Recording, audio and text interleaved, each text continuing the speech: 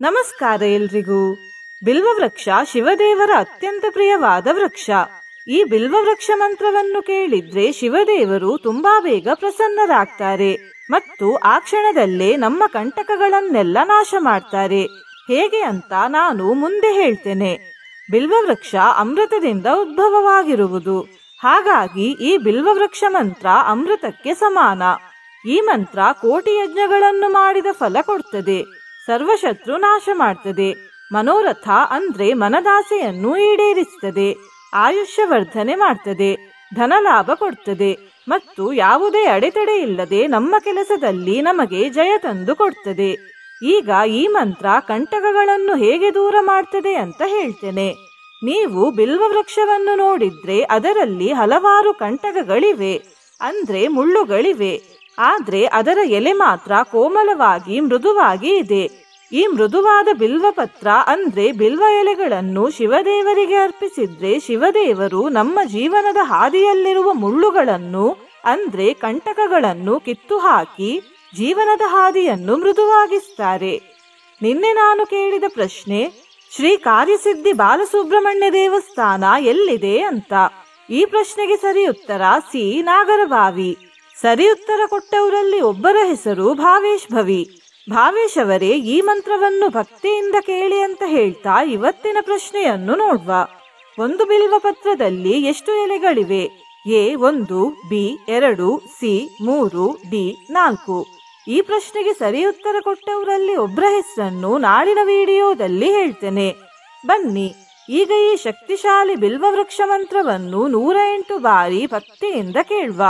ಅದಕ್ಕಿಂತ ಮುಂಚೆ ಓಂ ಬಿಲ್ವವೃಕ್ಷಾಯ ನಮಃ ಅಂತ ಕಮೆಂಟ್ ಮಾಡಿ, ಚಾನಲಿಗೆ ಹೊಸಬ್ರಾಗಿದ್ರೆ ಚಾನಲ್ ಅನ್ನು ಸಬ್ಸ್ಕ್ರೈಬ್ ಮಾಡಿ, ಹತ್ರ ಇರುವ ಬೆಲ್ ಬಟನ್ ಪ್ರೆಸ್ ಮಾಡಿ, ಆಲ್ ಅನ್ನೋ ಆಪ್ಷನ್ ಅನ್ನ ಸೆಲೆಕ್ಟ್ ಮಾಡಿ.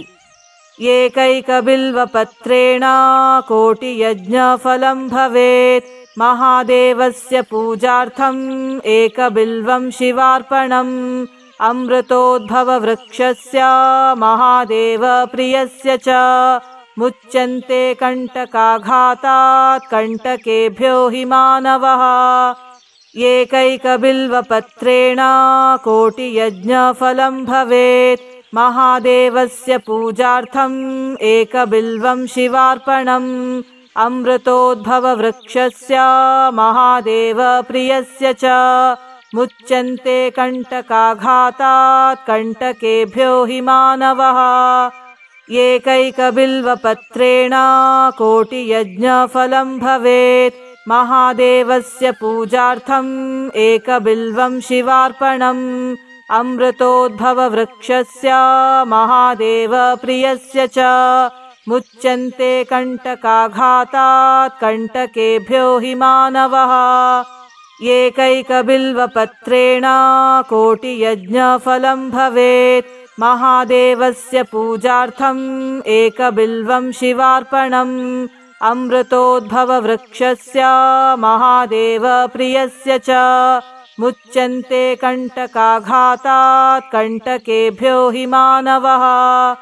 ಏಕೈಕ ಬಿಲ್ವ ಪತ್ರೇಣ ಕೋಟಿ ಯಜ್ಞ ಫಲಂ ಭವೇತ್. ಮಹಾದೇವಸ್ಯ ಪೂಜಾರ್ಥಂ ಏಕ ಬಿಲ್ವಂ ಶಿವಾರ್ಪಣಂ. ಅಮೃತೋದ್ಭವ ವೃಕ್ಷಸ್ಯ ಮಹಾದೇವ ಪ್ರಿಯಸ್ಯ ಚ ಮುಚ್ಯಂತೆ ಕಂಟಕಾಘಾತಾತ್ ಕಂಟಕೇಭ್ಯೋ ಹಿ ಮಾನವಃ. ಏಕೈಕ ಬಿಲ್ವ ಪತ್ರೇಣ ಕೋಟಿ ಯಜ್ಞ ಫಲಂ ಭವೇತ್. ಮಹಾದೇವಸ್ಯ ಪೂಜಾರ್ಥಂ ಏಕ ಬಿಲ್ವಂ ಶಿವಾರ್ಪಣಂ. ಅಮೃತೋದ್ಭವ ವೃಕ್ಷಸ್ಯ ಮಹಾದೇವ ಪ್ರಿಯಸ್ಯ ಚ ಮುಚ್ಯಂತೆ ಕಂಟಕಾಘಾತಾತ್ ಕಂಟಕೇಭ್ಯೋ ಹಿ ಮಾನವಃ. ಏಕೈಕ ಬಿಲ್ವ ಪತ್ರೇಣ ಕೋಟಿ ಯಜ್ಞ ಫಲಂ ಭವೇತ್. ಮಹಾದೇವಸ್ಯ ಪೂಜಾರ್ಥಂ ಏಕ ಬಿಲ್ವಂ ಶಿವಾರ್ಪಣಂ. ಅಮೃತೋದ್ಭವ ವೃಕ್ಷಸ್ಯ ಮಹಾದೇವ ಪ್ರಿಯಸ್ಯ ಚ ಮುಚ್ಯಂತೆ ಕಂಟಕಾಘಾತಾತ್ ಕಂಟಕೇಭ್ಯೋ ಹಿ ಮಾನವಃ. ಏಕೈಕ ಬಿಲ್ವ ಪತ್ರೇಣ ಕೋಟಿ ಯಜ್ಞ ಫಲಂ ಭವೇತ್. ಮಹಾದೇವಸ್ಯ ಪೂಜಾರ್ಥಂ ಏಕ ಬಿಲ್ವಂ ಶಿವಾರ್ಪಣಂ. ಅಮೃತೋದ್ಭವ ವೃಕ್ಷಸ್ಯ ಮಹಾದೇವ ಪ್ರಿಯಸ್ಯ ಚ मुच्यन्ते कण्टकाघातात् कण्टकेभ्यो हि मानवः एकैकबिल्वपत्रेण कोटियज्ञफलं भवेत् महादेवस्य पूजार्थम् एकबिल्वं शिवार्पणम् अमृतोद्भववृक्षस्य महादेवप्रियस्य च मुच्यन्ते कण्टकाघातात् कण्टकेभ्यो हि मानवः एकैकबिल्वपत्रेण कोटियज्ञफलं भवेत् महादेवस्य पूजार्थम् एकबिल्वं शिवार्पणम् अमृतोद्भववृक्षस्य महादेवप्रियस्य च मुच्यन्ते कण्टकाघातात् कण्टकेभ्यो हि मानवः एकैकबिल्वपत्रेण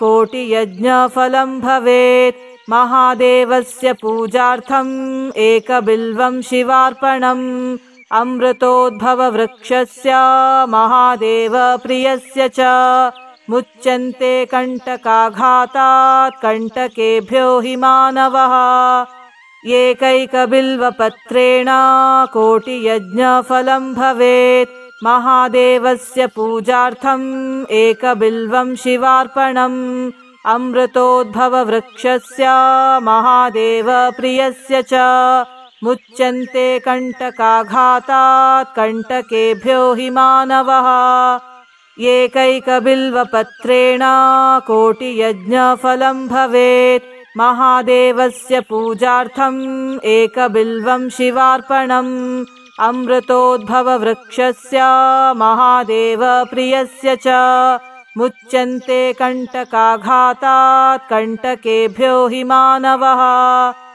एकैकबिल्वपत्रेण कोटियज्ञफलं भवेत् महादेवस्य पूजार्थम् एकबिल्वं शिवार्पणम् अमृतोद्भववृक्षस्य महादेवप्रियस्य च मुच्यन्ते कण्टकाघातात् कण्टकेभ्यो हि मानवः एकैकबिल्वपत्रेण कोटियज्ञफलं भवेत् महादेवस्य पूजार्थम् एकबिल्वं शिवार्पणम् अमृतोद्भववृक्षस्य महादेवप्रियस्य च मुच्यन्ते कण्टकाघातात् कण्टकेभ्यो हि मानवः एकैकबिल्वपत्रेण कोटियज्ञफलं भवेत् महादेवस्य पूजार्थम् एकबिल्वं शिवार्पणम् अमृतोद्भववृक्षस्य महादेवप्रियस्य च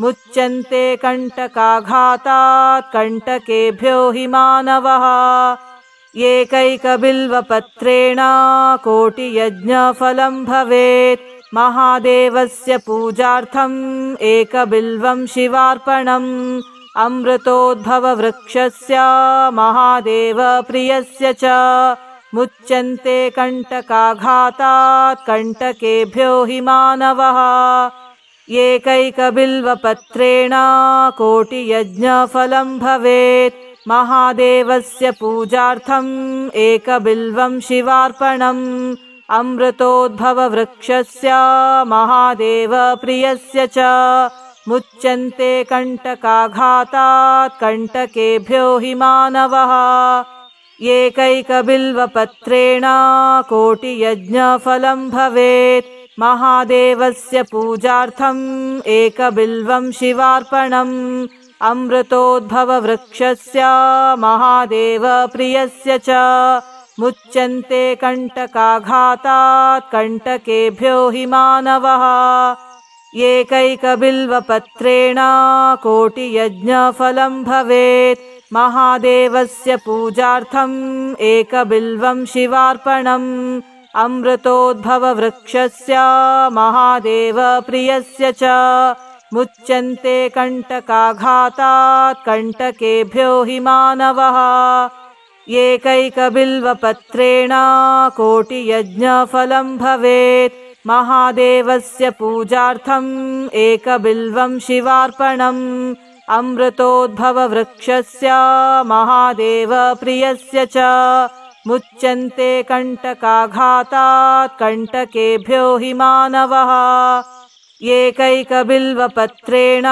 कोटियज्ञफलं भवेत् महादेवस्य पूजार्थम् एकबिल्वं शिवार्पणम् अमृतोद्भववृक्षस्य महादेवप्रियस्य च मुच्यन्ते कण्टकाघातात् कण्टकेभ्यो हि मानवः एकैकबिल्वपत्रेण कोटियज्ञफलं भवेत् महादेवस्य पूजार्थम् एकबिल्वं शिवार्पणम् अमृतोद्भववृक्षस्य महादेवप्रियस्य च मुच्यन्ते कण्टकाघातात् कण्टकेभ्यो हि मानवः एकैकबिल्वपत्रेण कोटियज्ञफलं भवेत् महादेवस्य पूजार्थम् एकबिल्वं शिवार्पणम् अमृतोद्भववृक्षस्य महादेवप्रियस्य च मुच्यन्ते कण्टकाघातात् कण्टकेभ्यो हि मानवः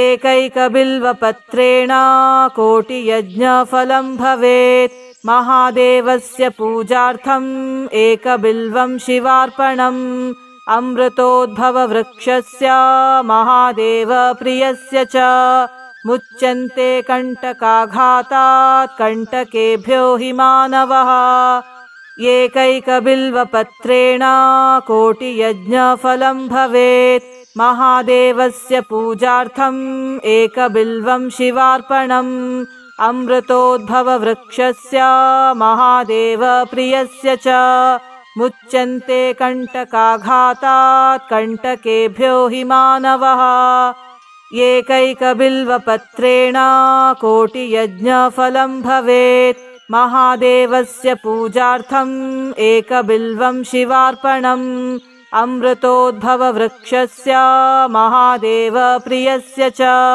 मुच्यन्ते कण्टकाघातात् कण्टकेभ्यो हि मानवः एकैकबिल्वपत्रेण कोटियज्ञफलं भवेत् महादेवस्य पूजार्थम् एकबिल्वं शिवार्पणम् अमृतोद्भववृक्षस्य महादेवप्रियस्य च मुच्यन्ते कण्टकाघातात् कण्टकेभ्यो हि मानवः एकैकबिल्वपत्रेण कोटियज्ञफलं भवेत् महादेवस्य पूजार्थम् एकबिल्वं शिवार्पणम् अमृतोद्भववृक्षस्य महादेवप्रियस्य च मुच्यन्ते कण्टकाघातात् कण्टकेभ्यो हि मानवः एकैकबिल्वपत्रेण कोटियज्ञफलं भवेत् महादेवस्य पूजार्थम् एकबिल्वं शिवार्पणम्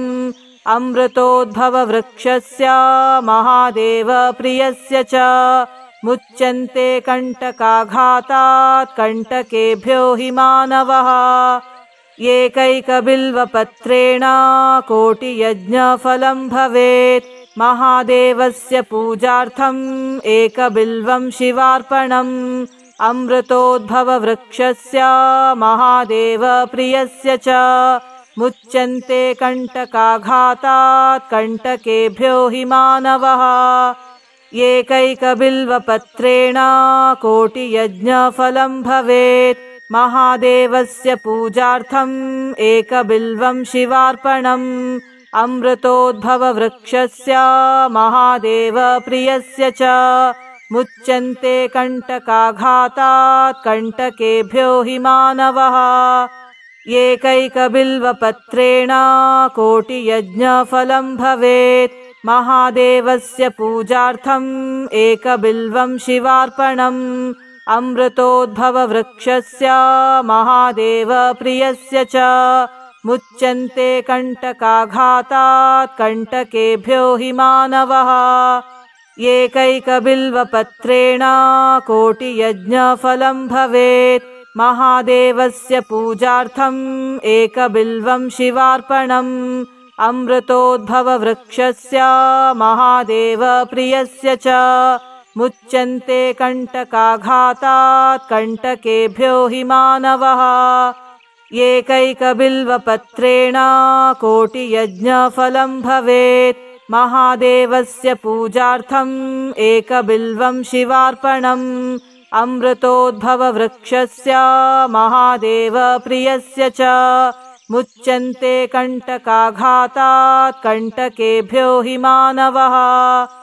एकैकबिल्वपत्रेण कोटियज्ञफलं भवेत् महादेवस्य पूजार्थम् एकबिल्वं शिवार्पणम् अमृतोद्भववृक्षस्य महादेवप्रियस्य च मुच्यन्ते कण्टकाघातात् कण्टकेभ्यो हि मानवः एकैकबिल्वपत्रेण कोटियज्ञफलं भवेत् महादेवस्य पूजार्थम् एकबिल्वं शिवार्पणम् अमृतोद्भववृक्षस्य महादेवप्रियस्य च मुच्यन्ते कण्टकाघातात् कण्टकेभ्यो हि मानवः एकैकबिल्वपत्रेण कोटियज्ञफलं भवेत् महादेवस्य पूजार्थम् एकबिल्वं शिवार्पणम् अमृतोद्भववृक्षस्य महादेवप्रियस्य च मुच्यन्ते कण्टकाघातात् कण्टकेभ्यो हि मानवः एकैकबिल्वपत्रेण कोटियज्ञफलं भवेत् महादेवस्य पूजार्थम् एकबिल्वं शिवार्पणम् अमृतोद्भववृक्षस्य महादेवप्रियस्य च मुच्यन्ते कण्टकाघातात् कण्टकेभ्यो हि मानवः एकैकबिल्वपत्रेण कोटियज्ञफलं भवेत् महादेवस्य पूजार्थम् एकबिल्वं शिवार्पणम् अमृतोद्भववृक्षस्य महादेवप्रियस्य च मुच्यन्ते कण्टकाघातात् कण्टकेभ्यो हि मानवः एकैकबिल्वपत्रेण कोटियज्ञफलं भवेत् महादेवस्य पूजार्थम् एकबिल्वं शिवार्पणम् अमृतोद्भववृक्षस्य महादेवप्रियस्य च मुच्यन्ते कण्टकाघातात् कण्टकेभ्यो हि मानवः एकैकबिल्वपत्रेण कोटियज्ञफलं भवेत् महादेवस्य पूजार्थम् एकबिल्वं शिवार्पणम् अमृतोद्भववृक्षस्य महादेवप्रियस्य च मुच्यन्ते कण्टकाघातात् कण्टकेभ्यो हि मानवः एकैकबिल्वपत्रेण कोटियज्ञफलं भवेत् महादेवस्य पूजार्थम् एकबिल्वं शिवार्पणम् अमृतोद्भववृक्षस्य महादेवप्रियस्य च मुच्यन्ते कण्टकाघातात् कण्टकेभ्यो हि मानवः एकैकबिल्वपत्रेण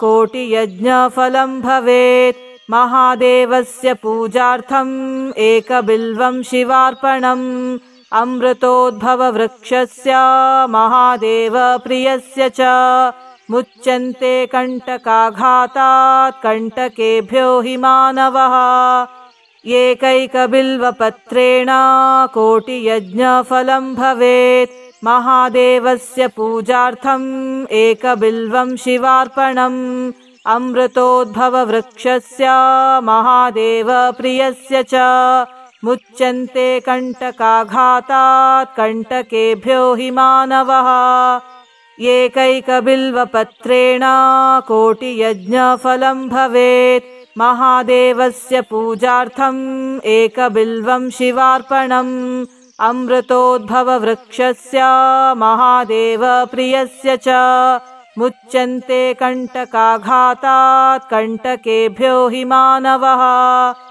एकैकबिल्वपत्रेण कोटियज्ञफलं भवेत् महादेवस्य पूजार्थम् एकबिल्वं शिवार्पणम् अमृतोद्भववृक्षस्य महादेवप्रियस्य च मुच्यन्ते कण्टकाघातात् कण्टकेभ्यो हि मानवः एकैकबिल्वपत्रेण कोटियज्ञफलं भवेत् महादेवस्य पूजार्थम् एकबिल्वं शिवार्पणम् अमृतोद्भववृक्षस्य महादेवप्रियस्य च मुच्यन्ते कण्टकाघातात् कण्टकेभ्यो हि मानवः एकैकबिल्वपत्रेण कोटियज्ञफलं भवेत् महादेवस्य पूजार्थम् एकबिल्वं शिवार्पणम् अमृतोद्भववृक्षस्य महादेवप्रियस्य च मुच्यन्ते कण्टकाघातात् कण्टकेभ्यो हि मानवः एकैकबिल्वपत्रेण कोटियज्ञफलं भवेत् महादेवस्य पूजार्थम् एकबिल्वं शिवार्पणम् अमृतोद्भववृक्षस्य महादेवप्रियस्य च मुच्यन्ते कण्टकाघातात् कण्टकेभ्यो हि मानवः एकैकबिल्वपत्रेण कोटियज्ञफलं भवेत् महादेवस्य पूजार्थम् एकबिल्वं शिवार्पणम् अमृतोद्भववृक्षस्य महादेवप्रियस्य च मुच्यन्ते कण्टकाघातात् कण्टकेभ्यो हि मानवः एकैकबिल्वपत्रेण कोटियज्ञफलं भवेत् महादेवस्य पूजार्थम् एकबिल्वं शिवार्पणम् अमृतोद्भववृक्षस्य महादेवप्रियस्य च मुच्यन्ते कण्टकाघातात् कण्टकेभ्यो हि मानवः एकैकबिल्वपत्रेण कोटियज्ञफलं भवेत् महादेवस्य पूजार्थम् एकबिल्वं शिवार्पणम् अमृतोद्भववृक्षस्य महादेवप्रियस्य च मुच्यन्ते कण्टकाघातात् कण्टकेभ्यो हि मानवः एकैकबिल्वपत्रेण कोटियज्ञफलं भवेत् महादेवस्य पूजार्थम् एकबिल्वं शिवार्पणम् अमृतोद्भववृक्षस्य महादेवप्रियस्य च मुच्यन्ते कण्टकाघातात् कण्टकेभ्यो हि मानवः एकैकबिल्वपत्रेण कोटियज्ञफलं भवेत् महादेवस्य पूजार्थम् एकबिल्वं शिवार्पणम् अमृतोद्भववृक्षस्य महादेवप्रियस्य च मुच्यन्ते कण्टकाघातात् कण्टकेभ्यो हि मानवः एकैकबिल्वपत्रेण कोटियज्ञफलं भवेत् महादेवस्य पूजार्थम् एकबिल्वं शिवार्पणम् अमृतोद्भववृक्षस्य महादेवप्रियस्य च मुच्यन्ते कण्टकाघातात् कण्टकेभ्यो हि मानवः एकैकबिल्वपत्रेण कोटियज्ञफलं भवेत् महादेवस्य पूजार्थम् एकबिल्वं शिवार्पणम् अमृतोद्भववृक्षस्य महादेवप्रियस्य च मुच्यन्ते कण्टकाघातात् कण्टकेभ्यो हि मानवः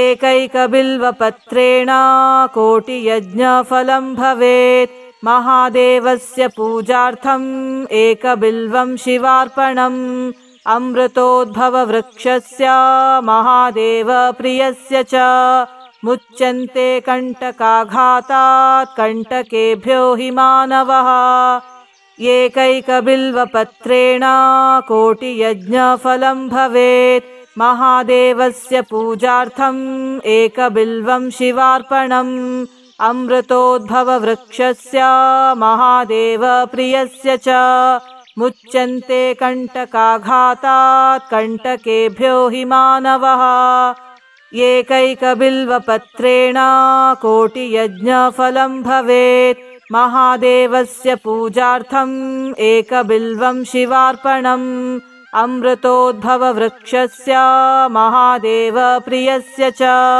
मुच्यन्ते कण्टकाघातात् कण्टकेभ्यो हि मानवः एकैकबिल्वपत्रेण कोटियज्ञफलं भवेत् महादेवस्य पूजार्थम् एकबिल्वं शिवार्पणम् अमृतोद्भववृक्षस्य महादेवप्रियस्य च मुच्यन्ते कण्टकाघातात् कण्टकेभ्यो हि मानवः एकैकबिल्वपत्रेण कोटियज्ञफलं भवेत् महादेवस्य पूजार्थम् एकबिल्वं शिवार्पणम् अमृतोद्भववृक्षस्य महादेवप्रियस्य च मुच्यन्ते कण्टकाघातात् कण्टकेभ्यो हि मानवः एकैकबिल्वपत्रेण कोटियज्ञफलं भवेत् महादेवस्य पूजार्थम् एकबिल्वं शिवार्पणम्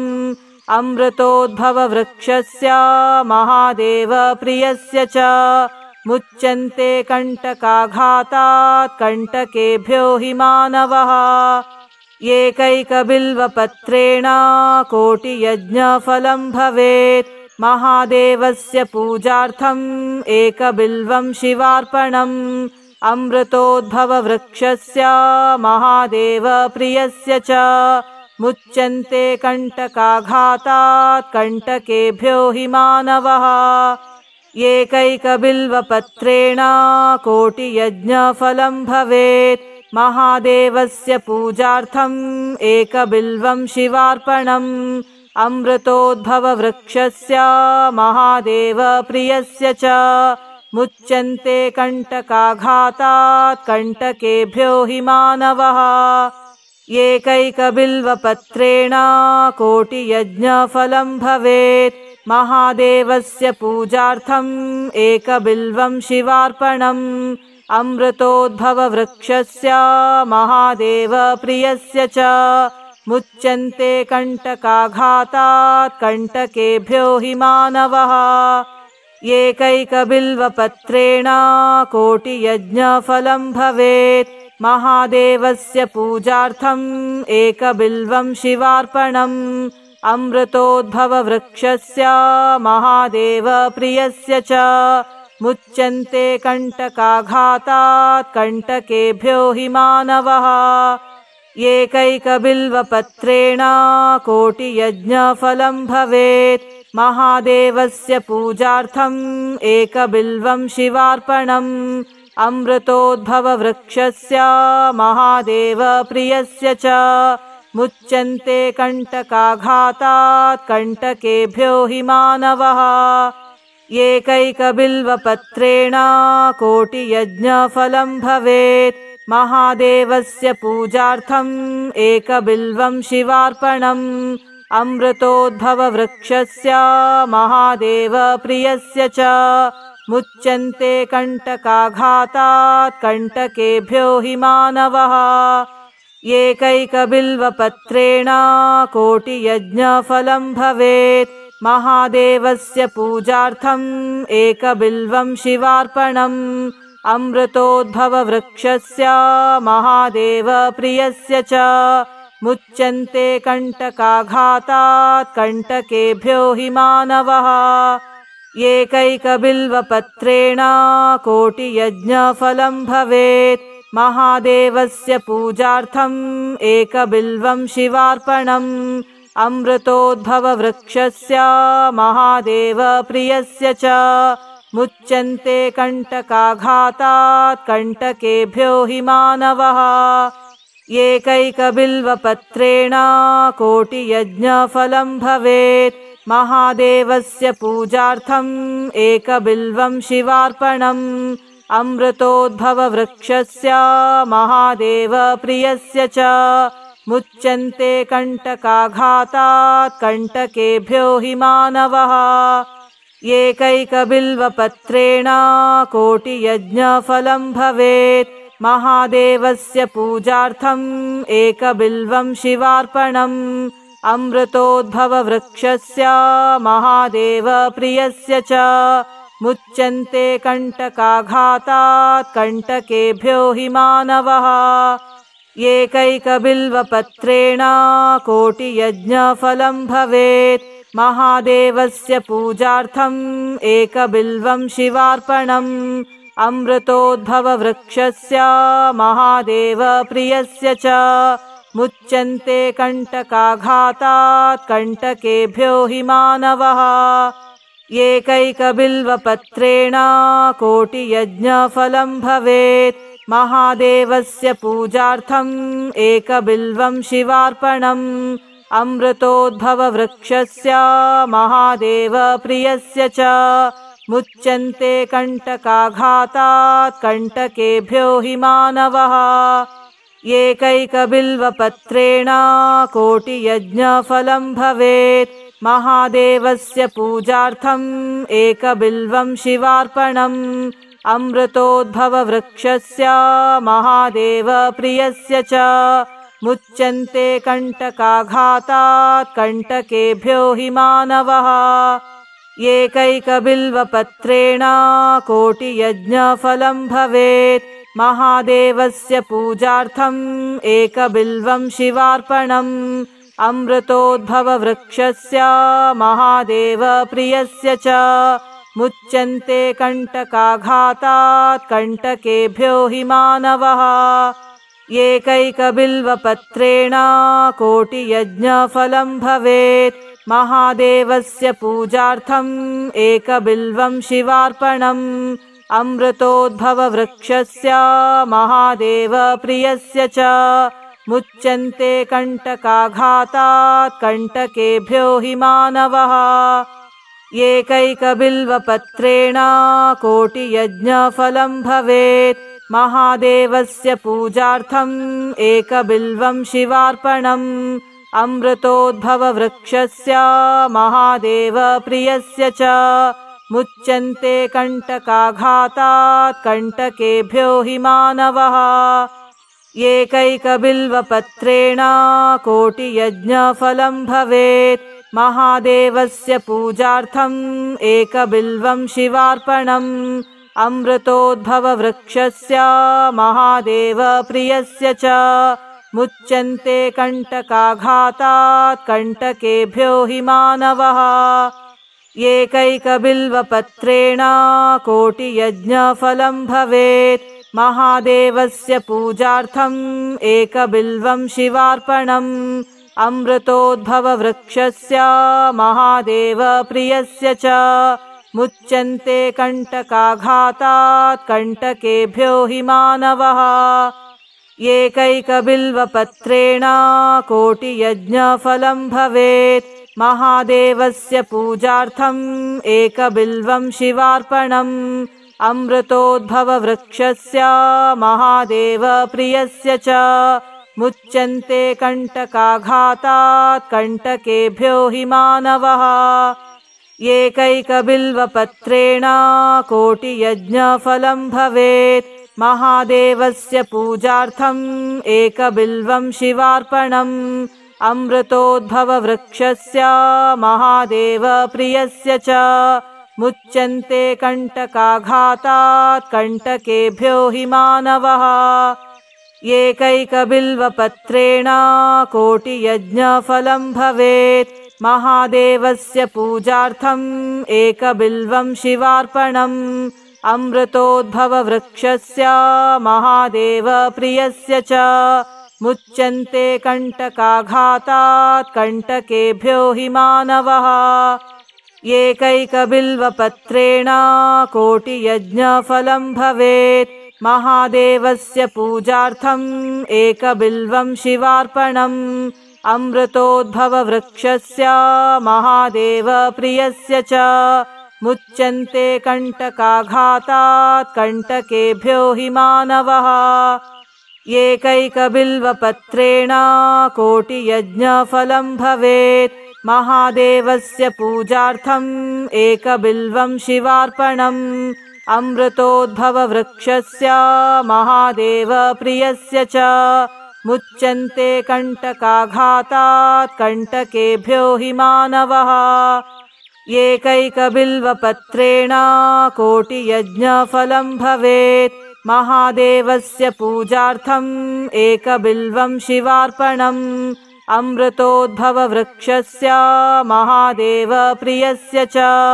मुच्यन्ते कण्टकाघातात् कण्टकेभ्यो हि मानवः एकैकबिल्वपत्रेण कोटियज्ञफलं भवेत् महादेवस्य पूजार्थम् एकबिल्वं शिवार्पणम् अमृतोद्भववृक्षस्य महादेवप्रियस्य च मुच्यन्ते कण्टकाघातात् कण्टकेभ्यो हि मानवः एकैकबिल्वपत्रेण कोटियज्ञफलं भवेत् महादेवस्य पूजार्थम् एकबिल्वं शिवार्पणम् अमृतोद्भववृक्षस्य महादेवप्रियस्य च मुच्यन्ते कण्टकाघातात् कण्टकेभ्यो हि मानवः एकैकबिल्वपत्रेण कोटियज्ञफलं भवेत् महादेवस्य पूजार्थम् एकबिल्वं शिवार्पणम् अमृतोद्भववृक्षस्य महादेवप्रियस्य च मुच्यन्ते कण्टकाघातात् कण्टकेभ्यो हि मानवः एकैकबिल्वपत्रेण कोटियज्ञफलं भवेत् महादेवस्य पूजार्थम् एकबिल्वं शिवार्पणम् अमृतोद्भववृक्षस्य महादेवप्रियस्य च मुच्यन्ते कण्टकाघातात् कण्टकेभ्यो हि मानवः एकैकबिल्वपत्रेण कोटियज्ञफलं भवेत् महादेवस्य पूजार्थम् एकबिल्वं शिवार्पणम् अमृतोद्भववृक्षस्य महादेवप्रियस्य च मुच्यन्ते कण्टकाघातात् कण्टकेभ्यो हि मानवः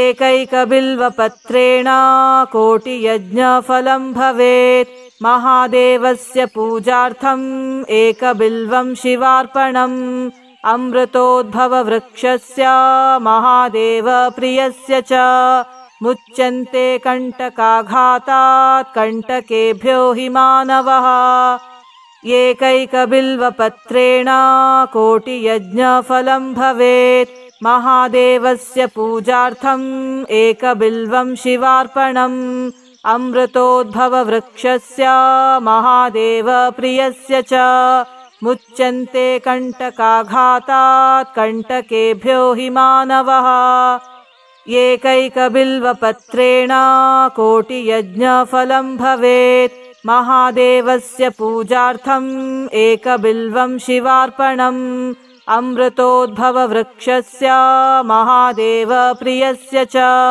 मुच्यन्ते कण्टकाघातात् कण्टकेभ्यो हि मानवः एकैकबिल्वपत्रेण कोटियज्ञफलं भवेत् महादेवस्य पूजार्थम् एकबिल्वं शिवार्पणम् अमृतोद्भववृक्षस्य महादेवप्रियस्य च मुच्यन्ते कण्टकाघातात् कण्टकेभ्यो हि मानवः एकैकबिल्वपत्रेण कोटियज्ञफलं भवेत् महादेवस्य पूजार्थम् एकबिल्वं शिवार्पणम् अमृतोद्भववृक्षस्य महादेवप्रियस्य च मुच्यन्ते कण्टकाघातात् कण्टकेभ्यो हि मानवः एकैकबिल्वपत्रेण कोटियज्ञफलं भवेत् महादेवस्य पूजार्थम् एकबिल्वं शिवार्पणम् अमृतोद्भववृक्षस्य महादेवप्रियस्य च मुच्यन्ते कण्टकाघातात् कण्टकेभ्यो हि मानवः एकैकबिल्वपत्रेण कोटियज्ञफलं भवेत् महादेवस्य पूजार्थम् एकबिल्वं शिवार्पणम् अमृतोद्भववृक्षस्य महादेवप्रियस्य च मुच्यन्ते कण्टकाघातात् कण्टकेभ्यो हि मानवः एकैकबिल्वपत्रेण कोटियज्ञफलं भवेत् महादेवस्य पूजार्थम् एकबिल्वं शिवार्पणम् अमृतोद्भववृक्षस्य महादेवप्रियस्य च मुच्यन्ते कण्टकाघातात् कण्टकेभ्यो हि मानवः एकैकबिल्वपत्रेण कोटियज्ञफलं भवेत् महादेवस्य पूजार्थम् एकबिल्वं शिवार्पणम् अमृतोद्भववृक्षस्य महादेवप्रियस्य च मुच्यन्ते कण्टकाघातात् कण्टकेभ्यो हि मानवः। एकैकबिल्वपत्रेण कोटियज्ञफलं भवेत्। महादेवस्य पूजार्थम् एकबिल्वं शिवार्पणम्। अमृतोद्भववृक्षस्य महादेवप्रियस्य च मुच्यन्ते कण्टकाघातात् कण्टकेभ्यो हि मानवः। एकैकबिल्वपत्रेण कोटियज्ञफलं भवेत्। महादेवस्य पूजार्थम् एकबिल्वं शिवार्पणम्। अमृतोद्भववृक्षस्य महादेवप्रियस्य च मुच्यन्ते कण्टकाघातात् कण्टकेभ्यो हि मानवः। एकैकबिल्वपत्रेण कोटियज्ञफलं भवेत्। महादेवस्य पूजार्थम् एकबिल्वं शिवार्पणम्। अमृतोद्भववृक्षस्य महादेवप्रियस्य च मुच्यन्ते कण्टकाघातात् कण्टकेभ्यो हि मानवः। एकैकबिल्वपत्रेण कोटियज्ञफलं भवेत्। महादेवस्य पूजार्थम् एकबिल्वं शिवार्पणम्। अमृतोद्भववृक्षस्य महादेवप्रियस्य च मुच्यन्ते कण्टकाघातात् कण्टकेभ्यो हि मानवः। एकैकबिल्वपत्रेण कोटियज्ञफलं भवेत्। महादेवस्य पूजार्थम् एकबिल्वं शिवार्पणम्। अमृतोद्भववृक्षस्य महादेवप्रियस्य च मुच्यन्ते कण्टकाघातात् कण्टकेभ्यो हि मानवः। एकैकबिल्वपत्रेण कोटियज्ञफलं भवेत्। महादेवस्य पूजार्थम् एकबिल्वं शिवार्पणम्। अमृतोद्भववृक्षस्य महादेवप्रियस्य च मुच्यन्ते कण्टकाघातात् कण्टकेभ्यो हि मानवः। एकैकबिल्वपत्रेण कोटियज्ञफलं भवेत्। महादेवस्य पूजार्थम् एकबिल्वं शिवार्पणम्।